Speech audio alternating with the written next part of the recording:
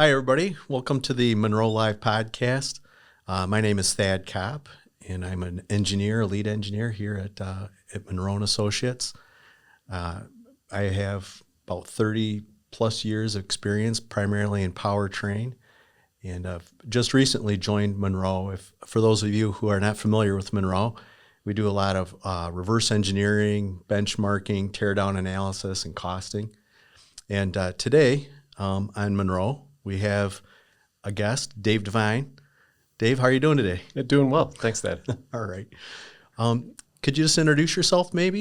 Yeah, absolutely. Yeah. So I'm a global director in electrification space at BorgWarner in our PDS business unit. So that's the business unit that does the electronics like the power, like the inverter, like the e-machine, the gear drive, and then taking all that together and creating an IDM out of it. Mm-hmm. All right, real good.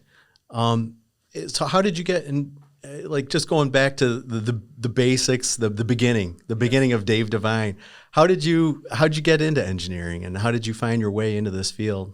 No, so I think like a lot of us, very early aptitude for engineering, but then also a love of cars in the automotive industry. So I actually started in what was Delphi at the time out in Lockport, New York. There was a division there that did thermal systems.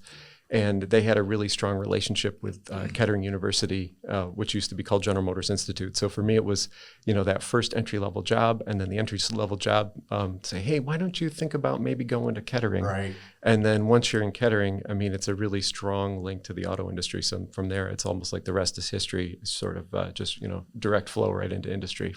Right. It's so interesting how so many times you have this vision of what you're going to go into. And then, it's always highly dependent on what your first job is, which is like so many times just like chance. So I don't want to make it sound like our careers are just chance, but a lot of times it does work out where your first job out of school kind of does have at least a very strong influence on where your career is headed. Sounds like that was a case for you. So BorgWarner, you're at BorgWarner now, and BorgWarner is big into electrification as just about all these suppliers are these days. Can you talk a little bit about BorgWarner's entry into the electrification market, like kind of the time frame that happened and the different pieces that they work in that market? Yeah, absolutely. So BorgWarner, obviously, it's a company with a history that goes way back to the turn of the previous century, so early 1900s. So it's been around a long time.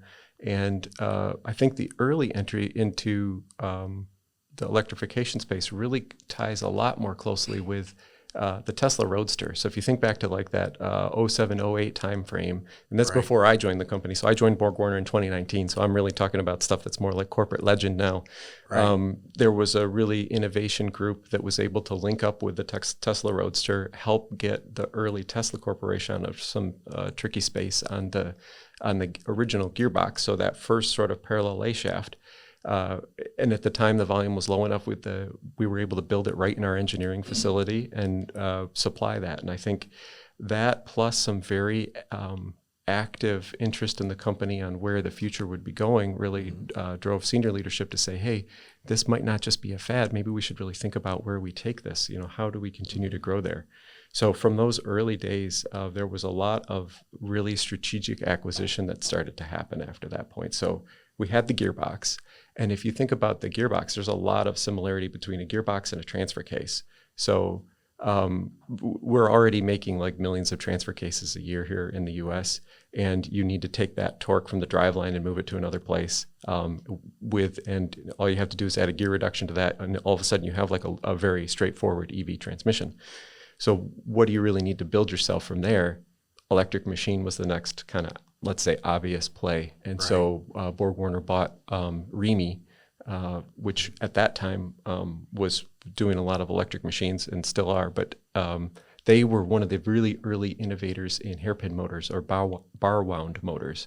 So it was a really nice add, taking what has really become now sort of the basic technical building block for an e-drive. You've got really strong gearbox, really strong motor, and then what do you need to add to that? You need an inverter. And we had done some internal work there, but then it was really when we bought Delphi Technologies in, I think, 2020, that the full picture started to really come together, and it was like, okay, these guys really have it now. All right, that's really interesting. So a lot of the growth, some of it was organic and some of it was acquisition. It was a mix of both. And now you're in production in several vehicles, I think, right? Yeah, absolutely. I think we speak a lot about Ford Mach-E because Ford has allowed us to talk about it. And so we can openly talk about that one. That was one of the first really big places where we were able to come to the market. And then since then, we've continued to develop that technology, but then also release with many other customers around the world. We have a couple really exciting SOPs coming out this year in Asia. And really the growth story has just continued from there. Well, it's exciting. Maybe what I thought is maybe we could just piece through all of those bits and pieces of the electrified powertrain and just talk a little bit about more specifically what BorgWarner's doing with each of those pieces. So I know that batteries are one piece of the electrified powertrain, and BorgWarner does have some product in that space, right? Absolutely. So not in my division. So then I'll get out of my depth quickly, but I do want to talk about it a little bit. Sure. My colleagues in the drive and battery system division, they purchased a company called Akasol from Germany, and that company really focuses on CV vehicles and the batteries for those CV vehicles. And I think it's a really clear strategy from their side not to get too deep into cell chemistry. Don't try to figure that out because that's a space that has a ton of sort of technical know-how and you need a lot of depth.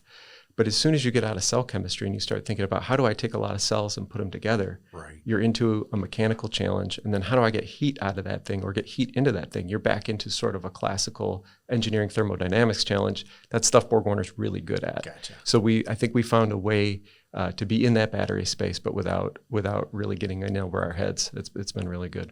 That sounds good. Yeah, that's a great way to go after it. And then with motors are the kind of the next piece of the electrified powertrain that I'd like to maybe just talk about a little bit deeper. Permanent magnet machines are dominating the market at this point. Do you see that continuing? Is that a trend that you expect to continue, or do you expect to see, because of the problems with rare earth material supply chain issues, do you expect to see maybe possibly things going more towards induction machines or some other technology? I think you can't ignore the supply chain challenge. That's very real. And so we are very actively looking at all of the other complementary technologies. So the externally excited synchronous machine, EESM, where you basically wind the stator and then turn the stator into an electromagnet so that you have magnetism from the stator being provided with electrons instead of with a magnet. We're working on that. When you look at the overall cycle efficiency, you have permanent magnet machine is currently leading, probably will continue to lead. Then you have the externally excited synchronous machine and then induction motors after that. Okay. And so we really see this as being a way to kind of step up from the efficiency of an induction machine, but still provide some other benefits. I think one of the benefits that you would see there, you get very good continuous performance on like a highway cycle.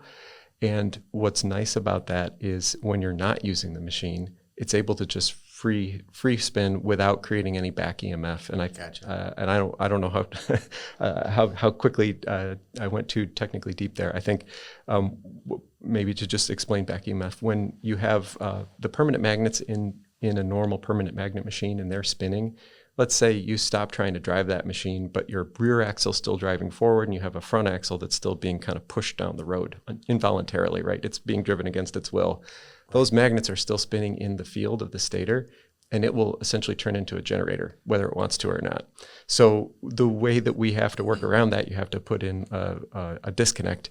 And we saw actually on Munro Live, I think it was, I can't remember the podcast, the Enduro drive unit. Somebody did a really fantastic walkthrough on the teardown there and the disconnect in that unit. So that's really what starts to drive that. If you've got that in a machine, you disconnect from it. So that ends up being one of the advantages. You wouldn't need a disconnect like that with the externally excited machine. Now, permanent magnet, though, as a technology that's really going forward, if it wasn't for the supply chain challenges, when you magnetize that stator, you have that magnetic field and it's basically for free. So all the other technologies, induction or the externally excited, you're having to add energy to create the secondary field where you get that field for free with the magnets. So I think in a world without supply chain challenges, you would really see, the permanent magnet just has some fundamental advantages to it that would allow it to really dominate the market for the foreseeable future. And those advantages, really what they're translating into is just range, right? I mean, if you go to an EESM or induction, you're going to lose efficiency, and that loss of efficiency translates into loss of range, right? Absolutely. I think, and efficiency is the one single factor that everything is based around. Right. I think even cost, of course, cost is really important, but we always take cost and bring it back into terms of efficiency, because you can really translate how efficient something is with how much it costs, and those things really play off of each other. Right. So along with efficiency comes cooling, right? All these inefficiencies, lack of efficiency, anything less than 100% efficiency translates into heat that you need to get rid of. So there's different ways of getting rid of the heat. Some are more active. Some of these motors are more actively cooled. Some are more passively cooled. Some of the stators are glycol cooled. Some are not. Can you talk a little bit about how you decide where the tipping points are for how you decide whether to actively cool a motor versus passively cool a motor, and whether or not to glycol cool the stator? Absolutely. So that's something that is on that sort of cost versus efficiency frontier. And you're engineering that change specifically together, usually with your OEM, on how much do they want to pay for a system versus how much efficiency and technology do they really need to put into it. So oil cooling is almost always going to be more efficient, and there's some extra benefits that you get when you oil cool from other uses that you can have. When you oil cool, you need to then add a pump to move the oil around. And once you start pumping oil, there's other secondary things that you can do in your lubrication system that are also enhancing efficiency. So it's one of those things, there's a whole package of benefits that come from making that choice. But it's not cheap. When you activate that choice, you add a lot of costs in a lot of different areas. So there are some customers who say, you know what, we think we're just as efficient enough without it, and you're definitely, in all cases, you're going to have that glycol loop there available. Let's just run the glycol loop around the motor, and that's going to do most of the benefit. Right. They don't see that. So I think that's really, it comes down to that trade-off. And a lot of times that's something that we would do together with a customer to figure out, what's the right choice here. Okay, got it. Yeah, I guess, really what you're concerned mostly with is all these systems are thermally limited, right? They're thermally limited. Once you get beyond above a certain temperature, you're going to either demag the magnets, or you're going to have problems with wire insulation. So really, as you make the decisions as to how to cool it and how much to cool it, what you're really deciding is, I think those set like the power limits that you're going to be able to push through these motors, right? You can always get away with it. You're just going to lower the continuous power and the peak power numbers, right? That's exactly right. I think, and not just the machine. I think so the machine, but then also the inverter as well. A lot of times you're playing with a thermal limit on both of those, and then trying to balance those thermal limits so they're similar, so you're not actually over-contenting either one of those two items. It turns into a really great systems engineering challenge. Right. Yeah, in these systems before, because the timelines, and we'll talk about timelines in a little bit, they're very compressed.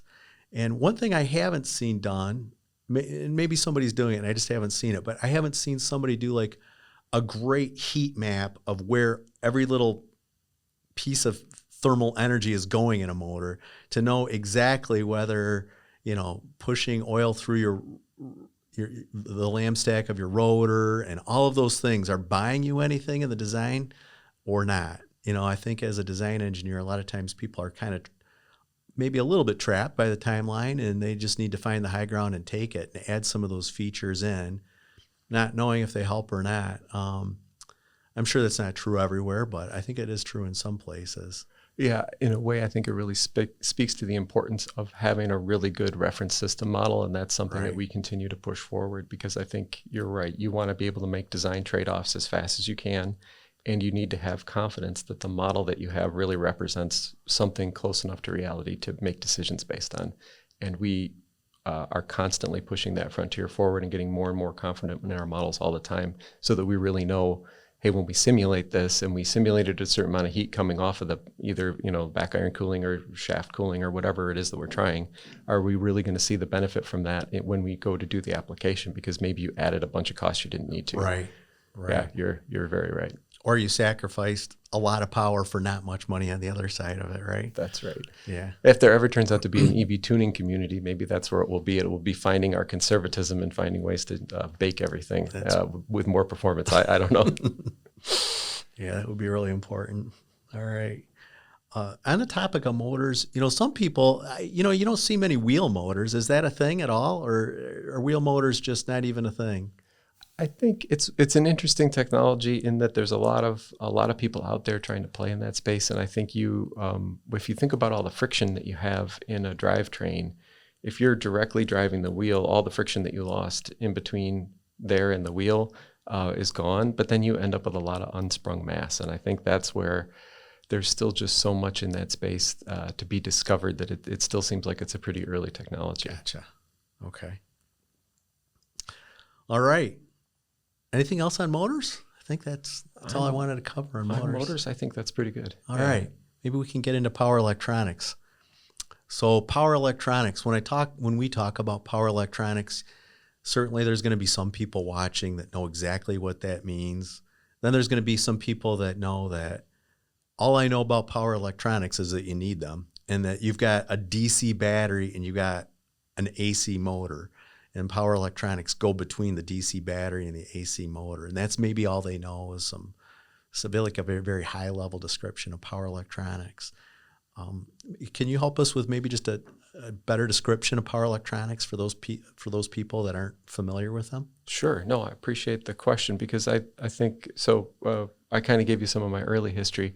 And after I started in thermal systems, and then I did transmission controls for a while, and then I did engine controls for a while.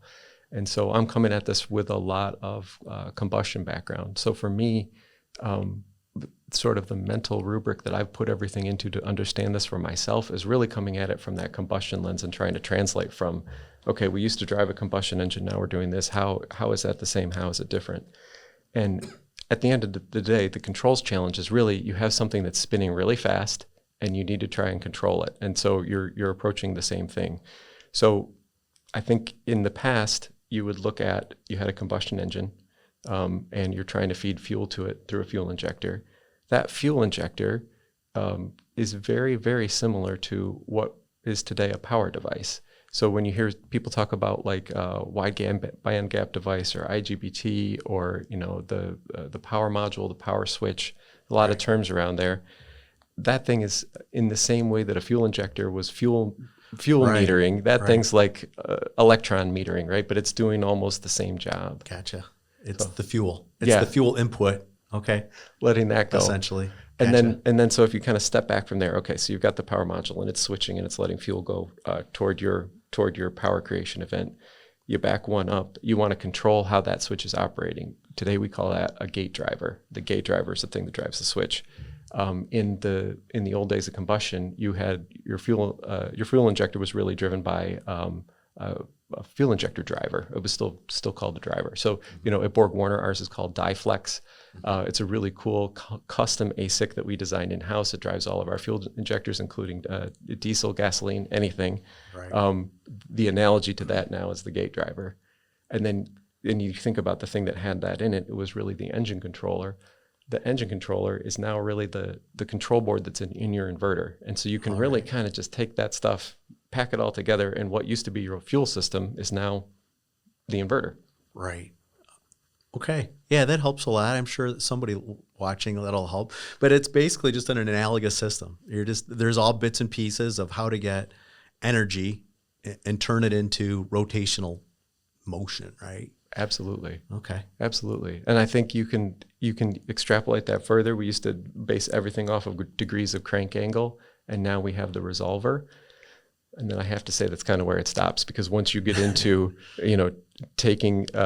creating those electromagnetic fields and how they move relative to one another and creating torque, nice, smooth, seamless torque with an electric machine. And then you think about a really great combustion control event, trying to get your combustion to happen at like CA50. the analogy starts to break down. It completely breaks down. And also the skill sets of those PhDs who are really good at that Right. stuff are completely different at that point. But I think for high level, just understanding, hey, what's going on here, it works really well. Okay. The switches. So the two main types of switches that you hear about are IGBTs and silicon carbide. And historically, it's been more dominated by IGBTs up until now just because of the cost. Silicon carbide is more efficient and offers some advantages. Is there kind of a tipping point to where you have to use silicon carbide, where it makes more sense? Yeah, absolutely. So I think the way to kind of think about that trade-off, and because it's not a really straight line of do this, okay, now do that. I think what we have found, the flow of the logic that seems to make the most sense for our customers, they're looking at the overall consumer experience and they say, we would really like to shorten the charge time. We know charge time is important to our customers. How do we make a battery charge faster? Well, one of the ways you can make a battery charge faster, you want to move to a higher system voltage. So you start to approach that 800 volts. Okay, so now I need to be able to supply 800 volts through my system. I need power devices that are able to handle 800 volts, and that starts to move you towards silicon carbide. Okay. Then once you move towards silicon carbide, hey, it's more efficient. I can switch it faster. I can do all these other great things. And so maybe it's something that you were willing to pay for because you wanted that overall system bus voltage to help you with charge time. But once you have it, you can apply it to a lot of other things that allow you to really make your system more efficient. And we see kind of that path kind of playing out with a number of OEMs. I guess everything's, the cost of anything is volume dependent. And as the silicon carbide usage increases, it'll become more cost competitive. Has it gotten to the point yet where you can almost make a case for it based on range increase with the increased efficiency, or are we still a ways away from that and you're just pretty much making the case for silicon carbide on charging times and other things like you're talking about? Well, I think that you're right. That's where it was started. And I think as more players enter the market and also the production processes get better, it's starting to become more cost comparable with standard silicon. I think the other way that we're finding things start to converge there is we're really looking at how much current you can push through the device and therefore use less of it. So how efficiently can you use the silicon carbide that you're using? Mm-hmm. And that's where BorgWarner, we really see ourselves as a leader in that space. If you look at how efficiently we're using our power devices today and then look at where we're projecting in the future, we see ourselves already in a leading position and still leading in the near term 27, 28, 29 future. Being able to just push more power through those devices and really stay competitive. Okay. Sounds good. And has pretty much all of BorgWarner's growth into the inverter power electronics arena, has it all been pretty much through acquisition? I know about, you had purchased, I guess it's, everybody knows it, you purchased the previous section of Delphi that used to do that, right? And what other capabilities do you have within the inverter? Is it all automotive-based inverter technology? So in the space that I work in on a day-to-day basis, yes, it's all automotive. I think, let me hit a couple of different parts of the company, and I'm going to come back to my BU. So our colleagues at ETTS, the folks that do the turbochargers, they had been working on an electronically driven turbocharger. And they bought a company in Switzerland called DriveTech that's really capable. An electric turbocharger needs to spin at like 250,000 RPM. It's a slightly different engineering challenge from the one we're up to with a traction motor, but it's still a really cool piece of technology. And so they bought a company called DriveTech that's been helping them with that. So there's a piece of electronic inverters that's a little bit off. And then we also, within our business unit, have a fully separate entity called Cascadia Motion. And that is really a combination of what used to be AMR Racing and Reinhardt Motion. Mm-hmm. And we bought both of those companies and put them together. And we've been using that as a way to help companies who want to get into electrification, who maybe don't have the volume that they would need to come and work with a mainstream BorgWarner. For us to customize something for you, it's very expensive, and for us, the payback needs to really have a lot of volume associated with it. Right. We just can't afford to answer every call that we get. The Cascadia Motion team, though, they have off-the-shelf, ready-to-go product where somebody can call them up, you want one inverter, you can buy one inverter, and maybe you just want to make a hot rod in your backyard, or you want to do 10 demo trucks to try and secure venture capital funding for your startup. It's a great place to start. And we see a lot of people really wanting to reach out and start with those products because you get the BorgWarner thought process and quality linked into that, but you don't have to, buy $250,000 a year to get started. Yeah. Okay. Great. Sounds good.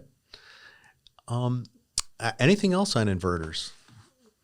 There's a lot to inverters. They're probably, in my mind, probably the least understood of the electrified powertrain outside of people that work in that area. Maybe even inside too. I don't know. Anything else you want to cover on inverters? There's a lot to be said there. I think we're extremely proud of just the ground that we've covered in the last years. I think we really think that we should become the market leader in the 25 timeframe. Certainly by 27, we'll be the industry leader in silicon carbide inverters, or at least by our own projections. And we're expecting to continue to grow from there. I think what we've been able to do in that space is really offer a lot of value to our customers. We're not the only ones now. There's some others who have stepped in and are doing similar things, but we were some of the first to take heat out of both sides of the die.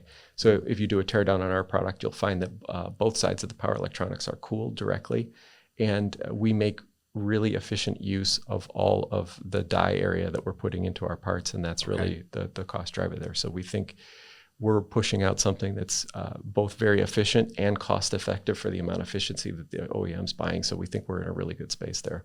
Okay. Yeah, just like you have a heat map on an electric machine, you have a heat map in an inverter.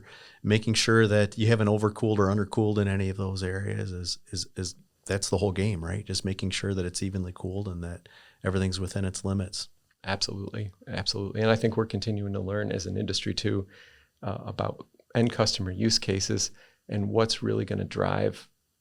When do you see those really high temperatures? Because combustion engine, we had 100 years of data. We had SAE profiles. We all kind of knew, you run for a long time on the highway, you come off, you get in city traffic and you're stuck behind another car 2 feet away and there's no airflow coming through your radiator.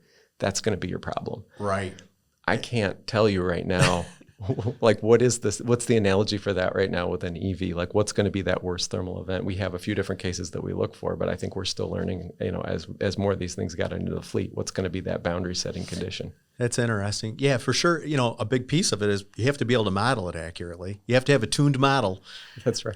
But before you can use it, you have to know what your inputs to the model are, right? That's What's right. the duty cycle that's worst case that I need to think about or analyze? Okay, great. Gearboxes. I've worked in automatic transmissions, transfer cases, all-wheel drive systems, and I think gearboxes, just like maybe inverters are one of the lesser understood pieces, I'll say maybe gearboxes are one of the lesser appreciated pieces. That's right. Where they're just assumed to be, you're going to get it right. Everybody's designed gearboxes for forever, and the gearbox is just going to be right. There's nothing new about the gearbox, but there's a lot to these gearboxes. Those motors are spinning really fast, and there is a lot to the gearbox.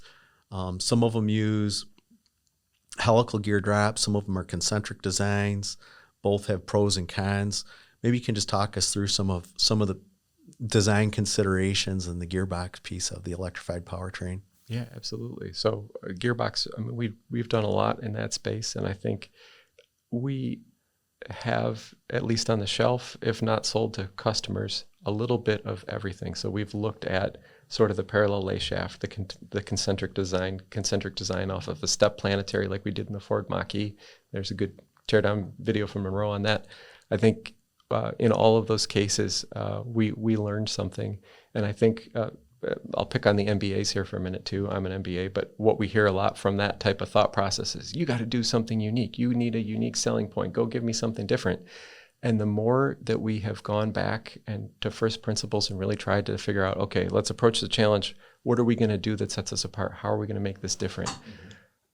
It's really hard to beat sort of that parallel lay shaft 3-stage gearbox. It's one of the most cost-effective designs. It's one of the most efficient designs. And you can make things concentric and make them package tighter and do some nifty things for packaging. But at the end of the day, unless you do something super novel, the good old fashioned parallel lay shaft is just a really great way to go, and it's proven itself to be very robust.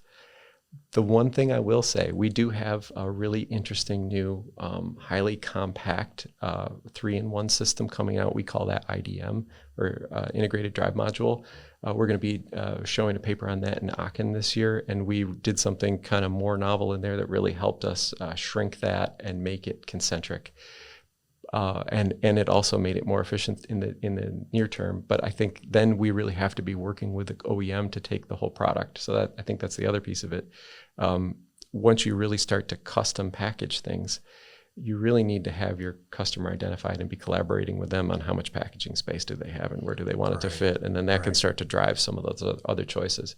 But when it really comes to, hey, I want the most bang for the buck, most efficient. Right. It's parallel. Don't worry about unique, worry about good. Yeah. Just do what you know how to do really well and just execute it really well. Okay. Understood. Any special, with these electric motors spinning so fast, any special lubrication requirements, or just this standard keep heat out of the bearings and rotating elements and feed them with the appropriate amounts of lube and you're okay? Is it? For the most part, I think that's it. I think we have also, as we move to more active oil cooling, our background in transfer cases, we were able to do a lot of splash lube systems. And I think we did have some examples where we also were pumping lube places, but a lot of times we could get away with a splash lube system. When you start to get into these more mechanical pump driven, then you have a sump that you need to keep full, and then you need to know how fast that oil is going to come back. And you're also trying to actively cool things so that it's got different thermal properties that are changing. We've really had to dial up our game on modeling very significantly to make sure we have the fluid dynamics right. We're getting the cooling, the oil's where it should be, gears are happy, bearings are happy, sump's full. Right. And that challenge, I think, is significantly more for us than it was a few years before. We haven't seen any OEM step forward yet and kind of consolidate the market around a new fuel. I think a new lubricant. That's something that we're very interested to see. And I think eventually we will see that in the same way that, Deck 6 kind of became something that transmissions, all of them had in it. We haven't really seen like a super efficient electrification fluid emerge yet as the industry leader, but we're constantly watching that space for what's going to come next. And definitely we have our own favorites, but that's at the end of the day, a lot of that is really customer driven, and we'll work with our customers to make the right choice. Okay. The speeds are fast. The speeds are fast relative to things that automotive engineers are used to. When you probably, I'm guessing if you talk to a guy that designs helicopter gearboxes, he'd laugh at that, So all these mechanical challenges they're challenges. They're new applications, but I don't know if there's anything completely new under the sun. And relative, it's all stuff that certainly can be addressed and is being addressed, right? Absolutely. I think, let me kind of riff on that, because I think what we do see a lot of talk of like going to really, really high RPM. And we do a lot of work in top level system modeling, trying to take what is the customer going to want to see from us? What's that high level requirement? And then figure out, okay, you plug that into your optimizer, and let's say that you feed that optimizer with all the different parameters of an electric machine, all the different parameters of a gearbox, all the different parameters of an inverter. You allocate cost to each of those features, and then you go run tens of thousands of virtual combinations of those things, and it comes back with an answer. And the most cost-effective answer that it wants you to build is a really tiny diameter motor with a super high gear ratio that spins 30, 40, 50,000 RPM, something crazy. I think when you really then look at the practicality of something like that, though, you start to say, okay, optimizer, I think maybe you were under constrained here because you came back with an answer that wasn't super helpful for us. And a lot of that, I think, the efficiency and battery costs, the way that it's traded off, batteries are still relatively expensive, so it kind of makes you really want to pay whatever you need to pay for efficiency on the other side. But when we looked at some of those numbers sort of at the vehicle level, you find 0 to 60 times of 10 seconds 12 seconds. Like, I used to drive a Chevy Metro. I loved that car. But if you were to tell me, hey, you need to go have a 12 second 0 to 60 time again, and you won't be able to shift gears, so it looks like you're feeling like you're helping. Right. Like, I don't know who's going to want that. So I think there's also a certain amount of, when you look at the acceptance of EVs in the marketplace, that torque that you have available to you is a huge selling point. And so we can't forget about the overall customer experience and sort of let the optimizer tell us, oh, go do these other things. I've been kind of workshopping this, so you'll have to tell me if you like it. I think in the old days, we always used to say there's no replacement for displacement.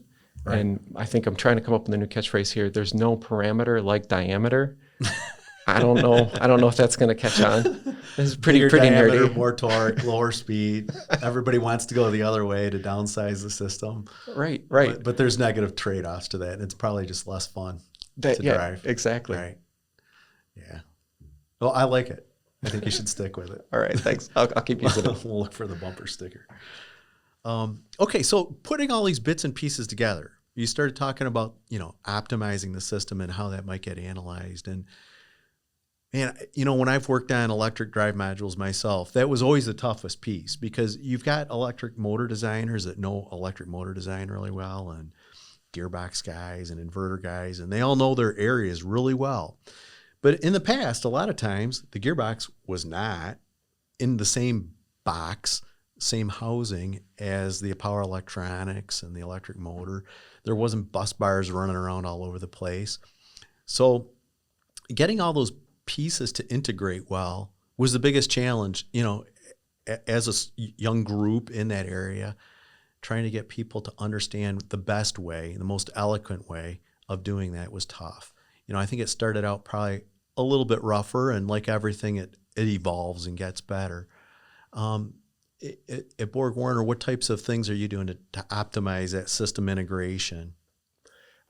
And it's one of those things, I think the best system is made up of the best components. So we remain focused on trying to optimize each of those critical components, the gearbox, the motor, the inverter, as standalone pieces. But then when you bring them together, you're absolutely right.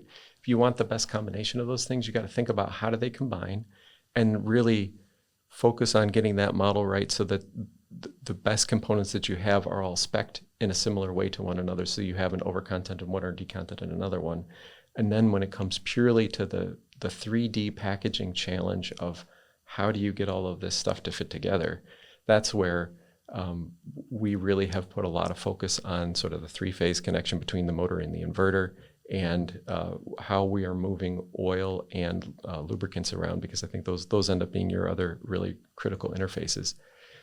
The one thing that I think is also worth saying, though, our customers are the most important piece of all of this. Sure. And a lot of times they come to us and they already have a certain hole in the side of the vehicle where they want a drive unit to go.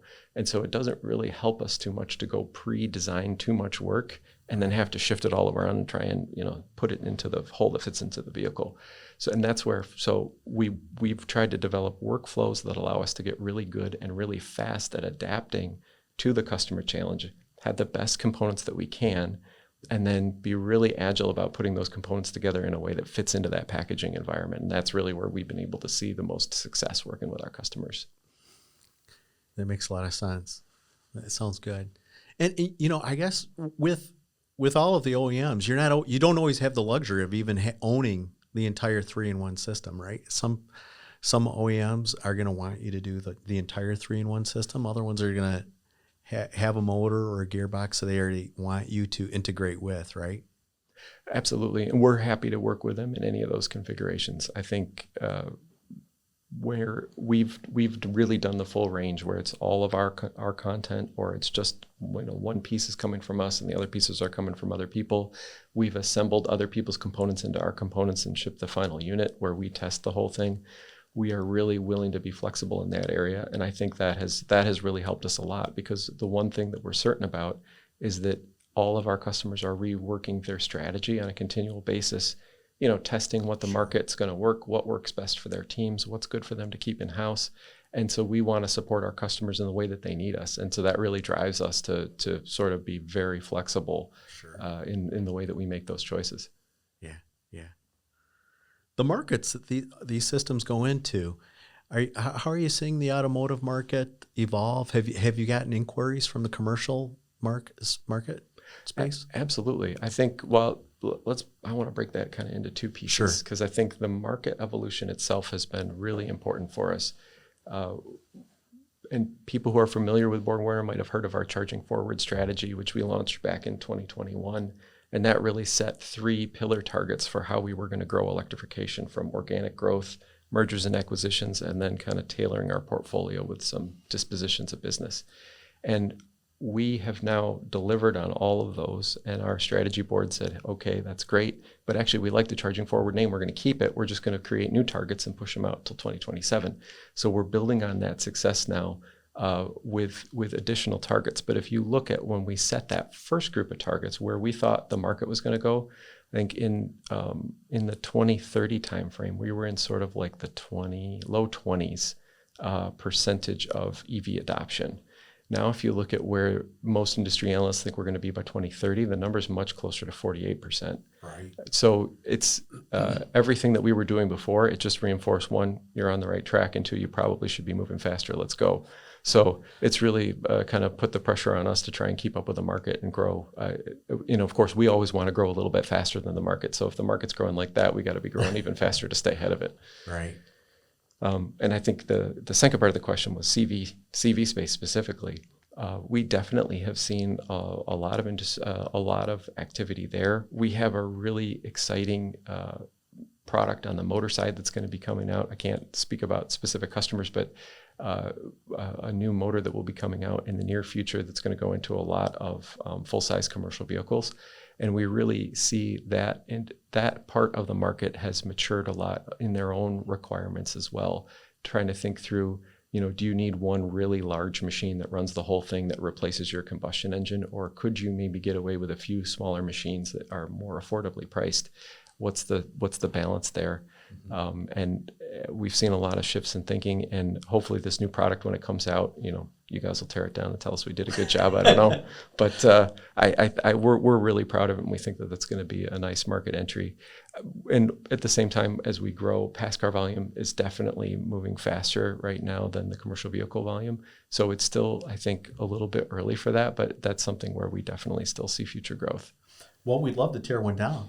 When do we get one? We'll have to work that out. I think it needs to have half a year or a year? Something like that. A year to a year, something like that. That sounds about right. Okay. Yeah. All right. We'll look for that. All right. That sounds like fun. Let's just show up on your porch. We love to tear stuff down around here. The targets are moving fast. It wasn't that long ago. I was in an advanced engineering group looking at what's electrification look like in the future. We probably need an advanced engineering project in that area. That was like a decade ago. It wasn't, maybe for some people that are younger, that's a long time. For me, it's nothing. A decade ago, come on, you were just starting to think about it in advanced engineering, and now it's everywhere. Yeah, absolutely. Just speaking of the timeline piece, in my own time at BorgWarner, so I started in 2019. In 2020-ish, I took over a group that had just formed doing advanced systems engineering in the BU. And one of our first projects was to create a new high-efficiency IDM. A product based off of that IDM just had its SOP. So if you think about that, it's only 2023 now. Right. We went from advanced systems engineering to a concept to something that was good enough to quote, and then quote from good enough to quote to good enough to industrialize to in a customer vehicle in the span of 3 years. Right. It's really much faster than any other product cycle that I've ever been involved with in the automotive industry, by far. And we'll talk about challenges in the EV market. For sure, the timeline's got to be right up there. I mean, most companies that I've ever worked at, they've got like some sort of 4-phase development plan where you go from what you just described, an advanced engineering prototype idea, to production tools are cut and you're coming off the line with these parts. And because production tools are so expensive, you don't want to kick those off before you've built a couple of rounds of prototypes. But are those levels of prototypes are you still able to get those into the product development plan? or do you have to cut some of that out to meet timing? I think cut it out isn't the approach. I think the way we're trying to do it is sort of apply speed and agility, but in a thoughtful way. So it has reinforced the importance of modeling and trying to shift as much as we can forward with the modeling. And I think we also used to hold ourselves to a higher standard of production intent process. And so I think what we're finding is if your modeling is really good, you might be able to pick a prototype production process that's a little bit shorter, still do your test, still get your learning. There's nothing that helps you learn. Even today, there's still nothing that helps you learn quite as good as a true part. But is there a way to learn enough theoretically up front that you can compensate for the production process that you used, still get your part, and then still get to SOP on time?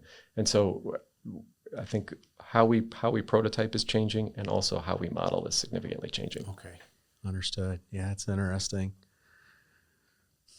Things just move so fast. It can be a big challenge for sure to manage that. Oh, definitely, definitely. And I think it's kicked off a lot of new buzzwords too. Are you a little bit familiar with like digital twin? That's one term I've just heard recently that I hadn't heard before. Can you describe that? Yeah, so it's something that we've really started with, and it's the idea that when you make a part, you should have a model that represents that part. And I think a lot of times we would do a CFD simulation, and then we would do a finite element analysis simulation, and maybe we would do some thermal stuff. And then we would capture all of our requirements in a system model somewhere else. And those models wouldn't be related to one another. The teams would talk, and they would make sure that they lined up on some good parameters. But what we're able to do with a modern tool chain now, you can really take all of your components and model them individually, but use the same underlying set of reference data. So they're all kind of based on the same thing. And then take those models and add them together into an up-level system model that really models the unique properties of each of the underlying components. So when you're done, you're left with an overall system model that really represents the piece of hardware that you're trying to build. So you can ask the hardware a question by testing it, or you can ask the model a question by simulating it. And if you simulate the test that you're going to run, you ought to get back the same answer. And if you don't, that's telling you, hey, there's something about the physics here you haven't understood yet. So the digital twin thought process, it's just taking the modeling that we were doing before and then trying to make sure that it's more cohesive, where all of the input parameters are tied together in a way that allows that to be one representation of a real instance of the part. Okay. The people doing that have to be pretty smart. The tuning on a part, like a bracket, you have an FEA model, you test it, how the boundary conditions, the loading and the constraints in a part are pretty straightforward, right? And if your model doesn't match your test results, that tuning loop isn't so complex to understand. When you start getting into assemblies, sub-assemblies, and then assemblies of a lot of parts, just the tuning loop has got to be challenging for sure. Definitely, and I think we're getting better all the time on those things, but it's not trivial. And when you look at the way that the inverter and the e-machine react to one another, because you're really generating a pretty complex field with a really beautiful, hopefully, sine wave, there's a lot of potential there for the way that the machine is controlled to influence the properties of the machine. And so the modeling of those two things together is really important. And then you put that into your overall system and look at its thermal, and you're right, it gets really, really complicated. We're lucky to have some really great PhD level people, and also really great partnerships with our tool chain vendors to be able to piece this whole thing together. But it's definitely a fun space for an engineer to be in. Yeah. That's the fun part of all this, right? Engineers like interesting funded work. Interesting and not funded and not interesting. Neither of those is so good. That's right. They're okay, but interesting and funded is the best. And there's plenty of that going around these days with all of this. We've talked about some of the challenges in the EV market, supply chain stuff, and how to integrate all these bits and pieces, the accelerated timelines. One thing I always wonder about is the skill sets for employees walking in the door, right? An interview question that I've used in the past that I didn't create, There's a guy at BorgWarner that I stole this from. Maybe he's listening and he'll realize I stole it. But it was, there's two types of engineers. One is an engineer because he's great in math and science, or maybe his dad was an engineer and it looked like a good meal ticket. And then there's the other kind of engineer who's an engineer because he can't help himself, and, sometimes you get guys who have really weak examples of, and the question is just, which type are you? And give me an example. And we're looking for the guy that made a front end loader out of his Jeep Wrangler or something like that. But, I don't know, is there an analogous question? Is it the same question these days for when you're trying to find a skill set, only maybe a slightly different way of answering it? I think, I think it's the same question. I think the answer we're looking for maybe has changed a little bit. So where we may have hoped exactly for a front loader, and actually if somebody builds their own front loader, we're still looking for that person. They sound awesome. But where maybe previous examples would have been, working on a car that you had, and maybe you were restoring a car, and you could go into the details about the flatness that you achieved when you remachined your heads. We now need you to be more thinking about that really great electric go-kart that you rebuilt, or the resto mod that you did where you took, a Prius drive unit and put it into a World War II Jeep or something like that. So being able to confidently speak about the major elements of an electric powertrain is something that can really set people apart. Yeah, so if there's any sort of students in engineering or people out there looking for that first role, that would be a really great way to kind of differentiate yourself from the pack right now, is have that fundamental EV knowledge and be able to speak to those points. Right. And these days, electrified powertrains aren't cars only, right? They're motorcycles, they're go-karts, they're everything under the sun. Yeah, absolutely. They're bicycles. So if you're a young engineer or thinking about becoming a young engineer, you don't have to be rich. Just an electric skateboard will be fine. That's you right. can learn a lot from just that. Yeah, no, that's true. That's true. I may have set the bar a little bit too high there.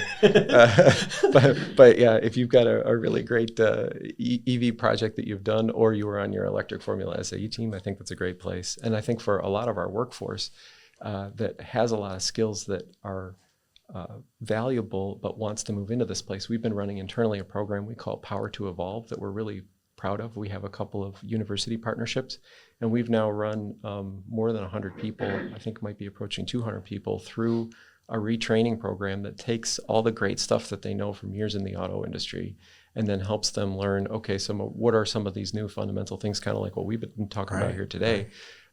Learn enough about that so you can come make a really strong contribution, and then you can learn the rest on the job. But there's so much about the automotive industry and what it means from an expectation standpoint. What do we expect for quality? What needs to be done when?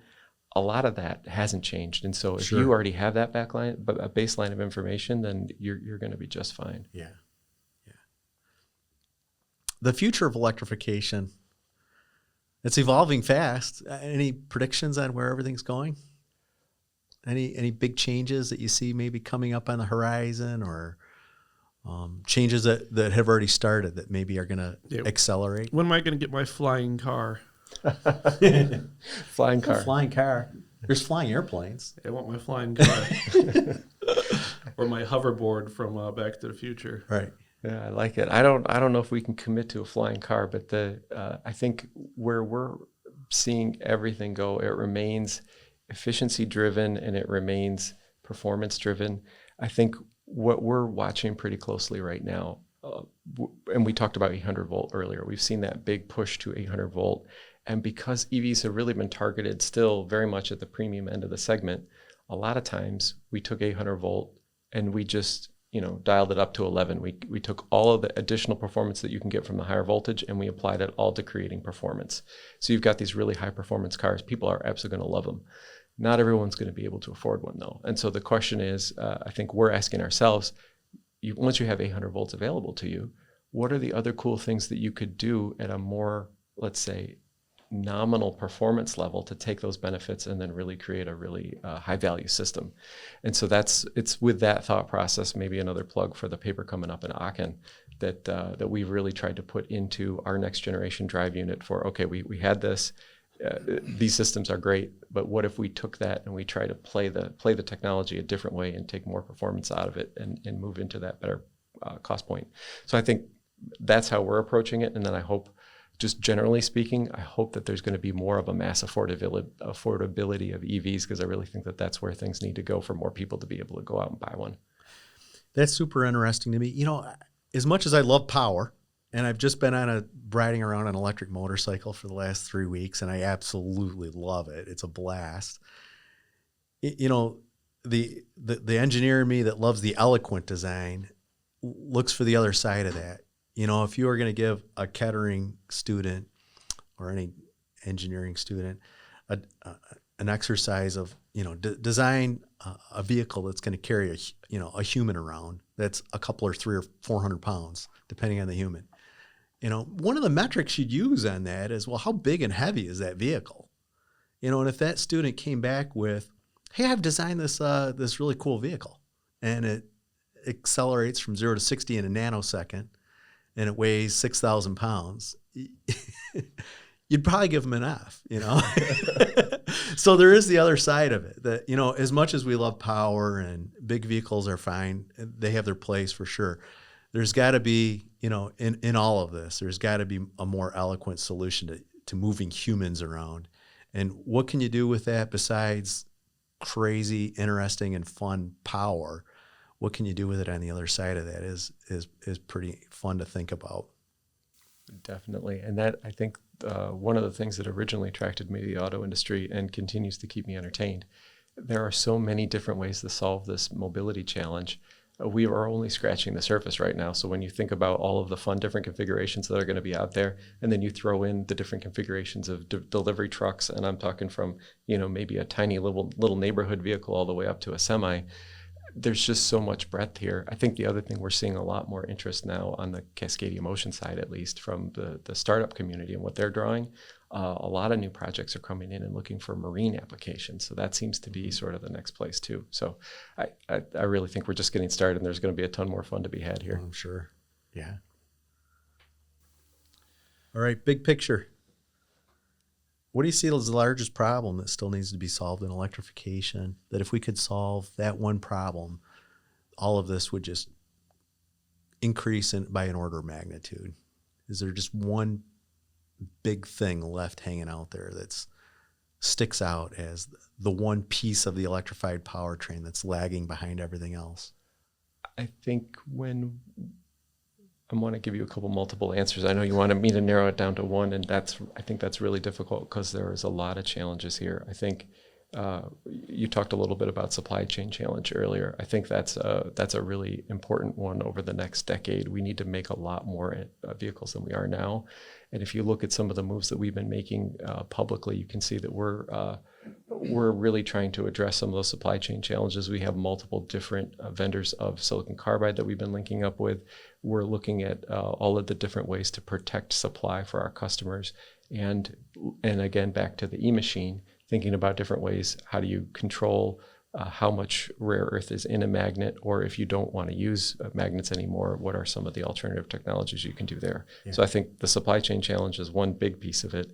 And then I think a little bit more on the other side, it really, I kind of said it already, but vehicle affordability, I really don't think that can be sort of understated at the moment, because there's a big push that needs to happen for this to be the car that everybody wants to have. And I think that's really the next big piece of that.